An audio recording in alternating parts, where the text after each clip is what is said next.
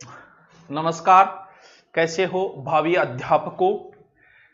आप ये वैसे मोटिवेशन चैनल बनाया था अलग से, तो आपके लिए भी डाल देते कि मोटिवेशन है रोज, वहां तो एजुकेशन होता है। इस वजह से देखो, रीट की भर्ती की घोषणा हुई तो सब एक ही चीज सर्च मार रहे हो, रीट के बारे में कैसे पढ़ें, क्या पढ़ें, कितना पढ़ें, कौन सी बुकें पढ़ें, ये वो। तो शेड्यूल भी देखा होगा, बहुत से लोग शेड्यूल भी बताते हैं आपको इतने घंटे पढ़ना, ऐसे पढ़ना है, वैसे पढ़ना है। तो मैं आपको एक एक चीज बताता हूं, सारी आपके जचे तो फॉलो करो, फॉलो करने वाली तो इसमें कोई बात है ही नहीं। लेकिन पहली बात तो यह कि किसी भी स्टूडेंट के लिए एक जैसा सेटअप नहीं हो सकता। भी सबको बता रहे हो इतने घंटे पढ़ो, ये पढ़ो, वो पढ़ो, सबके लिए थोड़ी हो सकता है ये रूल। क्योंकि स्टूडेंट ही जब अलग अलग प्रकार के हैं तो जाहिर सी बात है कि उन्हें अपने रूल फॉलो भी अलग अलग करने हो, क्योंकि सारे स्टूडेंट बराबर नहीं है। कुछ ऐसे बच्चे हैं जो अभी आए हैं, कुछ ऐसे हैं जो थोड़ा सा चूक गए थे पिछली भर्ती के अंदर। अब थोड़ा सुकून से जिया जाए, जो परेशान कर रहे हैं उनसे थोड़ा दूर रहा जाए। पहला काम तो ये है ही है। अब मैं पूरा डिटेल आपको बताता हूं, आपके पसंद आए अच्छी बात है, पसंद आए ही आएगा, क्योंकि फॉलो एक अलग प्रकार का है ये। देखिए, जो रीट की भर्ती आ गई सबको पता है। पहली बात कि एग्जाम होगी 25 अप्रैल को, माइंड में बिठा लो, किसी प्रकार का कोई भी वीडियो नहीं देखना है कि एग्जाम होगी कि नहीं होगी, 25 को ये है वो है, इन चीजों से ऊपर उठो। वैसे भी ऊपर उठे हुए क्योंकि सभी अध्यापक है, मैं जानता हूं। कितना समय बचा है? मात्र 4 माह बचे हैं। यानी आज से लेके यहां तक 4 माह बचे हैं। इस 4 माह में आप जो कुछ भी कर सकते हो सिर्फ इतना ही है। ये टाइम आप बहस करके भी गुजार सकते हो। बहस करते हैं ना, फलानियों है बढ़िया है, फलानियों मास्टर बढ़िया है, बीजेपी बढ़िया है, कांग्रेस बढ़िया है। लड़कियों में ये नहीं होती, लड़कियों में और बातें होती है। हाँ, फिर बुरा मान जाएगी लड़कियां, अध्यापिकाएं बुरा मान जाएगी। हाँ, तो आपको इन चीजों से थोड़ा सा ऊपर उठो। डीपी क्यों टाइम मुझे पता है कि सब पढ़े, प्यार व्यार के लफड़े में तो कोई पढ़ेगा नहीं, क्योंकि प्यार व्यार से भी ऊपर उठ चुके हैं, ये बीएड कर चुके हैं, इन्हें पता है इन बातों में कुछ नहीं रखा। तो इन चीजों से देखा होगा क्या होता है, पटवार पुलिस वाले बड़े एक्टिव रहते हैं क्लास में, एनी टाइम रोनो मचानो। और जो क्लास होती थी ना सेकंड ग्रेड रीट वालों की, एक जगह बैठा रहता, दुखी आत्मा होती थी, बैठा रहता, कोई रोड़ो रब्बो नहीं, जरूरत हुई तो ही बारह गए नित्य क्रिया करने, बाकी कोई मतलब नहीं है, एकदम शांति। किसी प्रकार की कोई शिकायत नहीं आती थी, अण छेड़ दियो, इन छेड़ दियो, बिन छेड़ दियो, ये शिकायतें पुलिस पटा। तो इन चीजों से तो आप ऊपर उठ चुके हो, ये भी पता है। लेकिन फिर भी कुछ कुछ आगे हुए, उड़ता तीर लेने का आदत हुए, कुछ है अब भी जो क्या करेंगे, बिना मतलब टाइम खराब करेंगे, स्टेटस बदलेंगे। क्या स्टेटस बदल रहे हो? स्टेटस एक ही रखना है, 4 महीने बाद जब नौकरी लगो वो स्टेटस होगा आपका टीचर, वो स्टेटस है, ना कि अभी आप लगा रहे हो वो कोई स्टेटस है आपका। कोई स्टेटस फिर स्टेटस लगाओगे, उसे चेक करोगे बार बार, डीपी बदलो, रोज तुम लोग अपनी डीपी बदलते हो, क्या है ऐसा डीपी में तुम्हारे, एक पड़ी है उससे। तो ये चीजें भी आपका टाइम खराब करती है, इन चीजों से भी थोड़ा सा ऊपर उठना है। अब देखो, इस रीट के अंदर आराम से समझो इस चीज को, क्योंकि तीन प्रकार के स्टूडेंट भाग लेंगे इसमें। वो स्टूडेंट जो पहली बार आए हैं, स्वागत नहीं करोगे हमारा, वो है कौन से, जिन्होंने अभी अभी बीएड की है या अभी सेकेंड ईयर फाइनल के अंदर है, वो इसके अंदर एंट्री लेंगे। एक प्रकार ये है। फिर एक तीसरा प्रकार के स्टूडेंट है। तीसरे प्रकार के स्टूडेंट वो भाग लेंगे जो कौन से हैं, जो पिछली बार 5 या 10 नंबरों से रह गई थी। और एक बीच की कैटेगरी भी भाग लेगी जो पिछली बार 5 या 10% से रह गई थी। क्या तीनों के लिए एक ही रूल फॉलो होगा? क्या तीनों को एक ही समय सारणी बताई जाएगी? क्या तीनों को किताबें पढ़ने का तरीका एक ही बताया जाएगा? कैसे बताया जाएगा? स्टूडेंट ही 3 प्रकार के हैं लगभग। टोटल अगर माने रीट में मान लेते हैं हम कि 10 लाख स्टूडेंट है, 10 लाख में से 3 लाख तो एकदम निष्क्रिय, उन्हें कोई मतलब नहीं है, बस उन्होंने बीएड कर ली। जैसे मृत्यु के बाद में 12 करते हैं एक प्रोसेस के तहत, तो उन्होंने कर ली कि बीए के बाद बीएड होती होगी, तो उन्हें तो इस चीज से कोई मतलब नहीं है। बाकी बच्चे हैं उनकी प्रोसेस है ये। यानी 3 प्रकार के स्टूडेंट भाग ले। अब आपको पता है कि आप इस प्रकार में हो या इस प्रकार में हो या फिर इस प्रकार के अंदर, वो आपको पता है कि बहुत सारे पहली बार जो भाग ले रहे हैं उनको क्या करना है, इनको क्या करना है और इनको क्या करना है। आराम से समझो। देखो, अब आप जान गए कि मैं इस प्रकार में हूं गुरुजी, कि मैं पिछली बार। अब ये वो लोग हैं जो मैं मान के चलता हूं कि अब की बार मास्टर जी बन जाएगा। कब नहीं बनेंगे? अगर इन्हें ज्यादा ही और कॉन्फिडेंस अगर हो गया, इन्हें अहंकार हो गया। लेकिन मुझे नहीं लगता कि इनको अहंकार, क्यों? क्योंकि ये पिछली बार अगर 5 या 10 नंबरों से अगर रहे हैं, ये वो लोग हैं जब पिछली बार रिजल्ट आया तब रोए होंगे। ये वो लोग हैं जो पिछली बार जब रिजल्ट आया तब उनको नींद नहीं आई होगी। ये वो लोग हैं जिन्होंने 2 दिन तक खाना नहीं खाया होगा जब पिछली बार रिजल्ट आया। क्यों? क्योंकि ये एकदम नजदीक जाके रुके हैं। और जब नजदीक जाके 10-15% से रह जाए उसके कोई अफसोस नहीं होता, कोई बात नहीं। लेकिन इन लोगों के बहुत अफसोस हुआ है। तो जाहिर सी बात है कि मानते हैं कि ये अगर अपनी एनर्जी रखी, मास्टर एक ऐसी नौकरी है, पुलिस पटवार सब में जल्दी लग जाते हैं, लेकिन ये एक ऐसी नौकरी है, बाढ़ उड़ जाते हैं, यहां से ऐसे सफेद हो जाते हैं, उसके बाद लगते हैं, इन्हें कोई खुशी नहीं होगी। ये जाहिर सी बात है। मास्टर लगता है आदमी 30-35 पे ये हो गए होंगे तो इन्हें कोई ज्यादा खुशी नहीं होती, बस ठीक है लग गया, ठीक है ये है। लेकिन फिर भी ये लोग अपना कॉन्फिडेंस डाउन न करें। आप पिछली बार 5-10 नंबरों से रहे हो, अब की बार आपका होगा। बस आप थोड़ा सा काम कर लो जो मैं बता रहा हूं, क्योंकि आपको ये जो कर रहे हैं वो काम आपको नहीं करना है। जो इनको रूल बता रहे हैं वो आपके ऊपर लागू नहीं होते। भैया आप एकदम 10 कबड्डी मोह करें, थोड़ा सा ही बचेड़ा होते और अब की बार आपका सिलेक्शन भी कंफर्म है। अगर थोड़ा सा कॉन्फिडेंस अपना अच्छा रखो, लेकिन अहंकार न रखो कि मुझे सब कुछ आता है। क्यों? क्योंकि इनमें सबसे बड़ी प्रॉब्लम तो यह है कि मुझे सब कुछ आता है, मैं पढ़ूं के, ये सबसे बड़ी प्रॉब्लम। के पढ़ो यार, ओई आवे वही आवे ओई आवे, ये अहंकार नहीं लाना है। वापस पढ़ना तो आपको है, निराश नहीं होना है। आपका आपकी बार सिलेक्शन कंफर्म है, मिठाई लेके आप आ सकते हो। अगर आप थोड़ा सा 4 महीने जो है, अगर 4 महीने तुम तीनों को ही योगी बनना होगा, तीनों प्रकार के लोगों को बनना तो योगी ही पड़ेगा। योगी का अर्थ होता है कि वो सारी दुनियादारी से दूर हो जाता है। योगी का मतलब ये होता है कि वो खाना पीना भी एक सीमित लिमिट में करेगा। योगी बनने का मतलब भी यही है कि वो कम सोएगा, यानी 6 या 7 घंटे जो पर्याप्त होता है। हे पार्थ, योगी बनो योगी। तो इन 4 महीने में जो योगी जीवन जिएगा वो तो ता उम्र खुश रहेगा। और इन 4 महीने में जो खुशी से जीवन जिएगा, जैसे पहले की पीछे की लाइफ है वैसी की वैसी रखी, तो उन्हें कोई बात नहीं, रीट आगे भी आएगी, चिंता करने की जरूरत नहीं, आगे भी रीट आती रहेगी, भर्तियां आगे भी आती रहेगी। कुछ लोग कहते हैं ना तारीख तो पीछे भी आई थी, तो बेटा रीट भी पीछे हुई थी, अगर पता हो तो 2-3 बार हो भी चुकी है। आरटेट मान लो चाहे रीट मान लो, हो चुकी है। तो इनको करना क्या है, इनको सब कुछ आता है, ये कन्फर्म है। क्यों? क्योंकि ये रहे कितने हैं, 5 नंबर 10 नंबर। तो मैं तो मानता हूं कि इनको आता तो सब कुछ है। कई बार क्या होता है, हम पुरानी किताबें बहुत बार पढ़ चुके होते हैं, तो कई बार नई गाइड लाए तो उसमें थोड़ी रुचि हो जाती है। तो आप कर सकते हो कि आपके पास पुरानी किताबें सब रट ली, तो कोई नई अगर लाके रहो, रुचि पैदा हो, तो आप ऐसा भी कर सकते हो। कौन सी? ये तीसरी कैटेगरी वाले जो 5 या 10 नंबरों से चूक गए थे। आपको जरूरत है तो सिर्फ और सिर्फ एक्सरसाइज की, किसी चीज की जरूरत नहीं। मैं आपको क्या ज्ञान दूं यार, तुम लोग सिलेक्शन के नजदीक पहुंचे, आपको क्या ज्ञान दूं? आपको ज्ञान कोई नहीं दे सकता। क्यों? क्योंकि आप मास्टर हो। किस्मतों की बात होती है कि आप एकदम नजदीक जाके रुके हो। आपको जरूरत है सिर्फ और सिर्फ एक्सपीरियंस की, एक्सरसाइज की। ज्यादा से ज्यादा एक्सरसाइज करो, यानी हम तुम्हारे अंदर इतने छेद करेंगे कि समझ में नहीं आएगा कि खाएं कहां से। तो एक्सरसाइज का मतलब तुम इतने मॉडल पेपर निकालो कि बाजार में एक भी मॉडल पेपर ना बचे रीट के नाम का, जो भी आए वो निकालो। सबसे ज्यादा आप एक्सरसाइज करो, जितना हो सकते हैं उतना एक्सरसाइज करो। आपके जो नोट्स है वो नोट्स आराम से पढ़ते रहो। बस एक्सरसाइज सबसे ज्यादा अगर एक्सरसाइज करनी है तो वो आपको करनी है किसकी? ऑब्जेक्टिव क्वेश्चनों की एक्सरसाइज। बुक की बात है, आपके पास जो भी बुक है, लेकिन फिर भी आप किस चीज पे ज्यादा फोकस करोगे? क्योंकि मैं ये भी नहीं कह सकता कि आपका ये पार्ट कमजोर है, क्योंकि आप तो नजदीक जाके रहे हो ही नहीं सकता कि आपका कोई पार्ट कमजोर हो। लेकिन फिर भी अगर आपने पिछली बार तैयारी की है तो बहुत सी चीजें हम भूल जाते हैं। कौन कौन सी?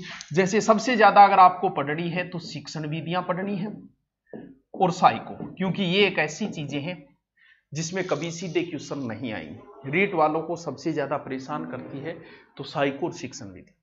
साइको के ऐसे 4-4 लाइन के क्वेश्चन आते हैं। सेकंड ग्रेड की साइको इजी आती है, फर्स्ट ग्रेड की इजी आती है, लेकिन रीट की नहीं आती। ऐसे आती हैं कि पहली लाइन पढ़ने के बाद दूसरी लाइन में जाए तो ये समझ में नहीं आता कि पहली लाइन में पूछा क्या है। वो रीट की साइकोलॉजी, क्योंकि सीधे कोई नहीं पूछता, मनोविश्लेषणात्मक सिद्धांत किसने दिया, तथ्यात्मक कॉन्सेप्ट इसलिए आपका जरूरी है कि आप रीट और शिक्षण विधियों का थोड़ा अच्छा अभ्यास करें, और अभ्यास भी कौन सा, ज्यादा से ज्यादा ऑब्जेक्टिव निकालें। बाकी आपको कोई बताने की जरूरत नहीं, आप ये करो, ये पढ़ो, वो पढ़ो, आप चूक गए हो, बाकी आप अच्छे खिलाड़ी हो तो आपको तो बाहर ही कर देते हैं। क्यों? क्योंकि आप में से लगभग बच्चों का होना ही है सिलेक्शन। अब क्या करें, कैटेगरी 2 और बच गई। ये पढ़े भी हैं, अच्छा अध्ययन किया इन लोगों ने, लेकिन थोड़ा सा ज्यादा दूर रह गई। इनको क्या करना पड़ेगा? पहली बात, इन्होंने भी कोचिंग कर ली है, इन्होंने भी कोचिंग कर ली है, इन्हें भी आता है सब कुछ, इन्हें भी सब कुछ आता है, लेकिन इनका कोई ना कोई पार्ट कमजोर जरूर है, तभी तो ये इतना पीछे रह गई। आपका काम ये है, आप आराम से जिस हिसाब से पिछले बार पढ़े थे पढ़ते रहो। आपका पार्ट जो कमजोर है उस पार्ट को सबसे ज्यादा ध्यान देना है। एक्सरसाइज आपको भी करनी है, आपको भी करनी है, अभी से लग जाना चाहिए। कौन सी? ऑब्जेक्टिव की, मॉडल पेपरों की एक्सरसाइज आप दोनों को ही करनी है। ऑनलाइन की बजाय ऑफलाइन मॉडल पेपर लाके अभ्यास ज्यादा करें। हाँ, ऑनलाइन हम देते हैं, लेकिन वो मैं ये कह रहा हूं कि ऑफलाइन करके थोड़ा सा ज्यादा करें, क्योंकि आप समझदार हो, हर चीज को समझते हो। तो सबसे इसको क्या करना है, जो पार्ट कमजोर है उस पर आपको अच्छा ध्यान देना है। मुझे लग रहा है आपका पार्ट जैसे कमजोर होगा, सिलेबस बताऊंगा उसके बाद बता दूंगा आपका। मुझे पता है साइको हर किसी की कमजोरी होती है, रीट की, सेकंड ग्रेड फर्स्ट ग्रेड की इजी सबको आता है, लेकिन रीट की होती है। साइको अच्छा पढ़ना है, शिक्षण विधियां भी आपको अच्छी पढ़नी है, और आपका जो भी है, लेकिन आप अभ्यास अच्छा करो। अपना सब्जेक्ट जो कमजोर है उस सब्जेक्ट पे थोड़ा ध्यान देना है, क्योंकि आप ज्यादा दूरी पर नहीं रहे हो। ठीक है, इतनी बात। स्मार्ट स्टडी क्या होती है वो थोड़ी सी देर में मैं बताता हूं। तो इन दोनों को तो लगभग बराबर की टक्कर है। हम अभी अभी आए हैं, ताजा ही आए हैं, एकदम फ्रेश है। ये वो लोग हैं जिनमें से 10% तो रोल नंबर ही गलत भर के आएंगे। क्यों? क्योंकि ये पहली बार ही आए हैं बेचारा, पहली बार ही आए, ज्यादा नॉलेज को ना ओई कौन पतो कि सिलेबस में के है, किया पढ़ांगा, के करांगा। क्यों? क्योंकि इन्होंने कोई कोचिंग भी नहीं ली अभी तक, और अब कोचिंग लेने का मुझे नहीं लगता कि सरकार मौका देगी, अप्रैल तक हुई तो इनके तो बड़ी समस्या आ रही है। अब देखते हैं कि इनकी समस्या का क्या समाधान होगा। देखिए, अब मैं एक बार आपको रीट का सिलेबस बताता हूं, नॉर्मल बता रहा हूं, ऊपरी ऊपरी। देखिए, 2 भाषाएं आएगी, मैं मान लेता हूं कि एक हिंदी है और एक संस्कृत ले लेता हूं, क्योंकि लगभग बच्चे संस्कृत लेते हैं। ठीक है, कितने? 30 क्वेश्चन, 30 क्वेश्चन। फिर आपकी बाल मनोविज्ञान जो भी साइको लिख देता हूं। ठीक है, कितने क्वेश्चन है? 30। और फिर जैसे मान लो कोई एसएस का है या फिर साइंस का है, जिसका भी है उसके कितने हैं? 60। टोटल कितने क्वेश्चन हो गए? 150। पहला काम क्या करना है, ये काम तीनों को ही करना है। आपका जो भी सिलेबस है आपके सामने होना चाहिए। नंबर 1 बात बताने की जरूरत नहीं है, फिर भी बता रहा हूं, आप हमेशा कुर्सी पे बैठ के, आपके सामने मेज और कुर्सी हो तो उससे अच्छी पढ़ाई कोई नहीं है। लेट के कभी सो के पढ़ा नहीं जाता है, सो के सोया ही जाता है। ऊंट की तरह सोएगा और सो के पढ़ा होना कद्दी याद करिए, क्योंकि रीट का सिलेबस ही ऐसा है कि आप सो के पढ़े। हिंदी में अभ्यास चाहिए, संस्कृत में अभ्यास चाहिए, अगर आप साइंस के हो तो मैथ में अभ्यास चाहिए, तो आप सो के पढ़ कैसे रहे? मेरे तो ये समझ में नहीं आया। सो के क्या होता है, अगर थकावट आ गई, थोड़ा सा 1 घंटा पढ़ रहे हो, फिर थकावट आ गई तो उसको रिवीजन करते समय थे बेड के ऊपर पढ़ सको, टांगड़ा ऊंचा नीचा कर सको। लेकिन इस सो के आप, यानी आपके सामने सिलेबस टंगा होना चाहिए चारों।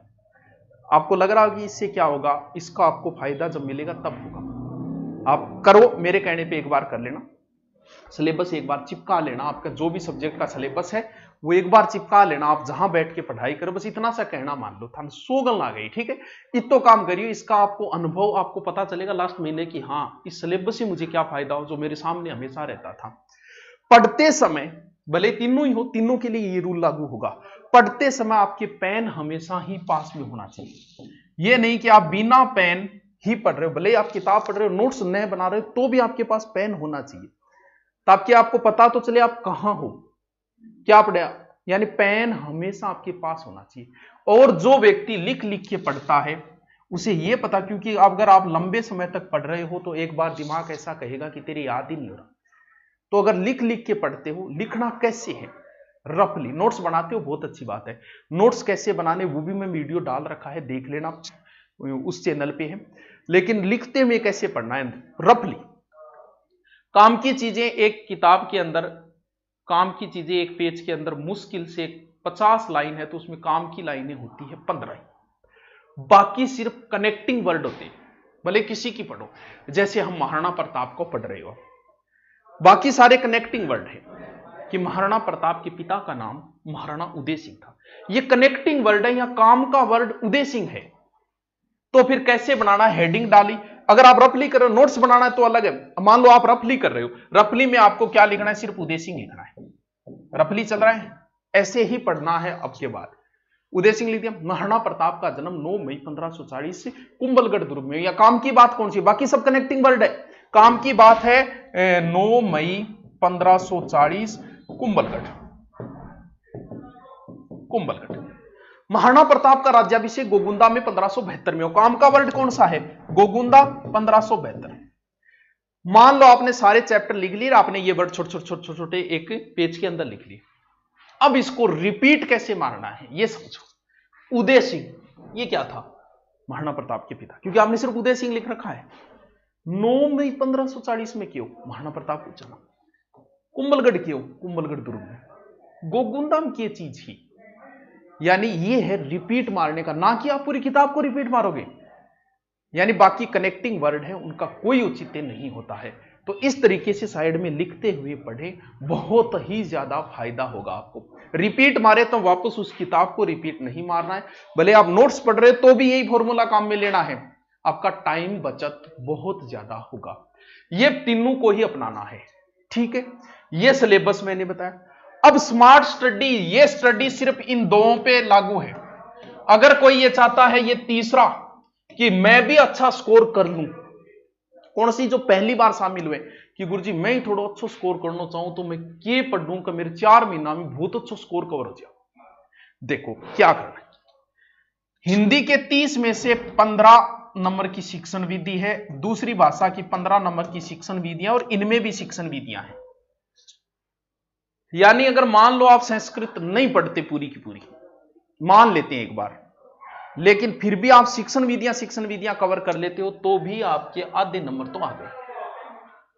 करना क्या है आपको, शिक्षण विधियों की अलग से एक किताब बनाओ, नोट्स बनाओ। क्यों, क्योंकि 70% शिक्षण विधियां सबकी सेम है, सिर्फ नाम और भाषा बदलती है। 70% शिक्षण विधियां सेम है। शिक्षण विधियों पे अगर आप कवर करते हो अच्छी तरीके से, तो भी आप पास मार्किंग कर सकते हो अच्छी तरीके से। क्यों, क्योंकि बाकी कुछ तो मैटर आता होगा। ये इन दोनों को तो अच्छी तरीके से, और ये पहली बार में बहुत कुछ करना चाहते हैं, तो उनके लिए है कि शिक्षण विधियों को अच्छी तरीके से एक नोट से एक किताब में बनाओ। क्योंकि 70% शिक्षण विधियां सेम है, जिनका अभ्यास पे डिपेंड है।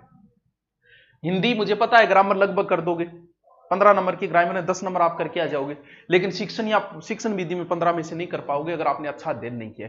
क्यों, क्योंकि ये भी आपके लिए बहुत अहम रोल है। तो इन दोनों के लिए जरूरी है, तीनों के लिए जरूरी है, एक शिक्षण विधियां पे अच्छा अध्ययन करें, क्योंकि बहुत बड़ा पार्ट लेके बैठती है शिक्षण विधियां। यानी बहुत कुछ कर सकते हो आप इतनी चीजें पढ़ के भी। अब ग्रामर वगैरह का कितना अभ्यास, कितना ही करते रहो, अभ्यास करना है उसमें, ठीक है। बात की मी समझ में आएगी। चलो देखो क्या क्या बताया मैंने। इनको अभ्यास की जरूरत है, एक सब्जेक्ट कमजोर है उसको मजबूत करने की जरूरत है, या 2 सब्जेक्ट, इनको अभ्यास की ही जरूरत है। सब्जेक्ट इनके सारे मजबूत है, सिर्फ उनको रिपीट मारना है। इन दोनों को, शिक्षण विधि और साइको, बहुत मजबूत करनी है अगर आगे निकलना है। क्यों, क्योंकि जो बंदा नया आएगा वो 4 महीने में साइको को जब तक समझेगा उतने में एग्जाम आ जाएगी। और ये वो लोग हैं जो उनसे आगे है वो आगे रहेंगे। क्यों, क्योंकि अगली रीट की भर्ती में ये इस लाइन में आएंगे। लेकिन मैं ये नहीं कहता कि इन लोगों का सिलेक्शन नहीं होगा, किस्मत का कुछ पता नहीं चलता, इनमें से भी होंगे। ऊपर वाले पे डिपेंड है, लाइन लगी हुई है।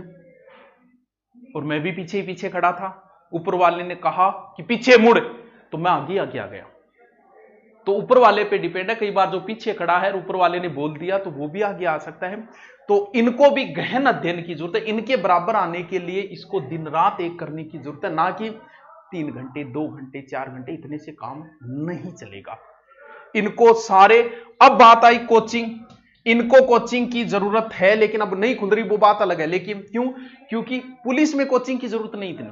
क्यों, क्योंकि जीके रट सकता है, यहां भाषाएं लग रही है, साइको लग रही है।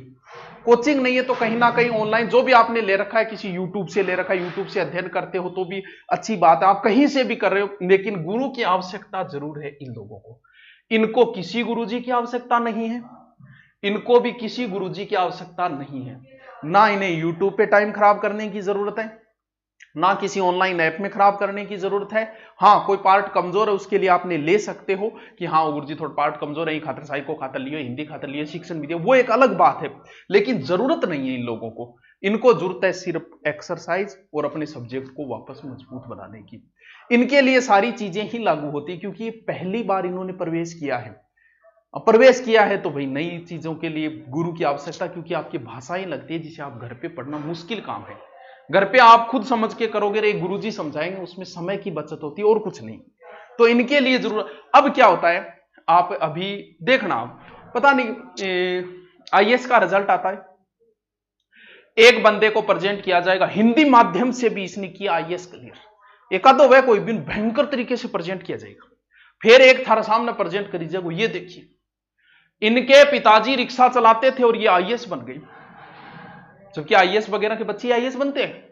कोई एक आधा उदाहरण मिल जाता है जिसे आपके सामने प्रेजेंट किया जाता है। सिलेक्शन सबसे ज्यादा किनका होगा, ज्यादा सिलेक्शन होने के चांस है इस थर्ड कैटेगरी के, ये कोचिंग करेंगे ही नहीं, भले कोचिंग खुल जाओ ये नहीं करेंगे।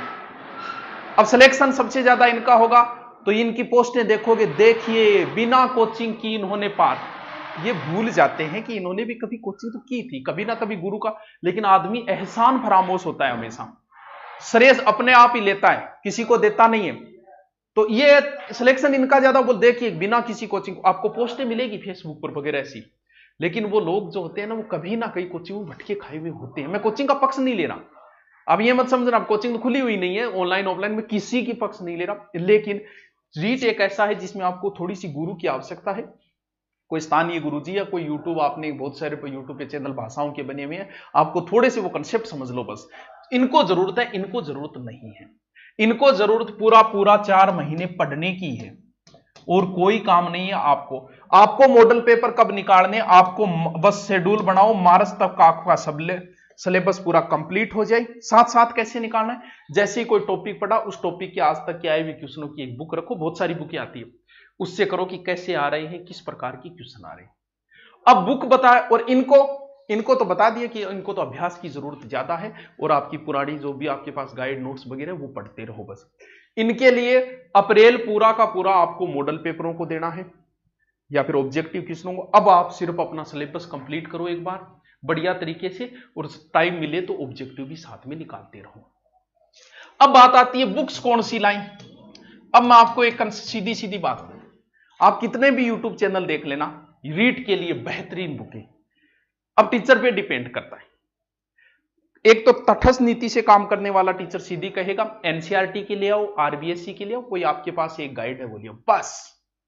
और आप जितने भी है सब टीचर लगभग तटस्थ नीति से काम करते हैं, वो इतना ही बोलेंगे। अब कुछ थोड़ा बहुत अपनी कोई किताब वगैरह या कोई मित्र की किताब वो बता देते हैं, बाकी सीधी सी बात ये है, ठीक है एनसीईआरटी लियो, आरबीएससी, एक गाइड लियो, कोई एक गाइड लियो, गाइड जरूरी होती है किसी भी एग्जाम के लिए, एक गाइड लियो, क्योंकि हर टॉपिक एनसीईआरटी आरबीएससी में नहीं है, कुछ टॉपिक आपको गाइड से, एक गाइड लियो। एनसीईआरटी आरबीएससी पढ़ सकते हो तो वो भी ले आओ, आरबीएससी बहुत अच्छी क्योंकि राजस्थान रीट की आप तैयारी कर रहे हो, ठीक है। बाकी थोड़ी सी स्पेशल पढ़ना कोशिश करना, साइको की बुक स्पेशल लेके आना, हिंदी की स्पेशल लेके आना, संस्कृत की स्पेशल लेके आना, स्पेशल गाइड से मत पढ़ना, गलतियां ज्यादा होती है कई बार गाइडों के अंदर। अगर आप स्पेशल पढ़ोगे ना कि रीट की स्पेशल मन संस्कृत की दे, रीट के लिए स्पेशल साइको की दे, थोड़ा सा स्पेशल कोशिश करना कि स्पेशल पढ़ो आप, ना कि गाइड ले जरूर आना, लेकिन पढ़ना की कोशिश करना कि स्पेशल बुक हो जिसे आप कवर कर सको, पतली सी है पढ़ लो। शिक्षण विधियों की अच्छी स्पेशल बुक लेके आना, बहुत सारे राइटरों की आती है, कोई ले आओ, कोई फर्क नहीं, किसी में एक लाइन ज्यादा किसी में एक लाइन। भाई आपको शेड्यूल कैसा पसंद आया कि नहीं आया, हो सकता है कोई नाराज मत होना, मैंने कहे कई बार हो जाता है गुरुजी मारो को नहीं होगे, थारो भी वेगो, ये भी तो बेचारे कभी कभी ये भी तो यहां थे, और इनका भी होगा, वो डिपेंड करता है कि आप 4 महीने समय कैसे देते हो इस आधार पे। बाकी नाराज मत होना, सभी मास्टर लोगों को मेरी अग्रिम शुभकामनाएं, तैयारी के लग जाओ। Okay, thank you.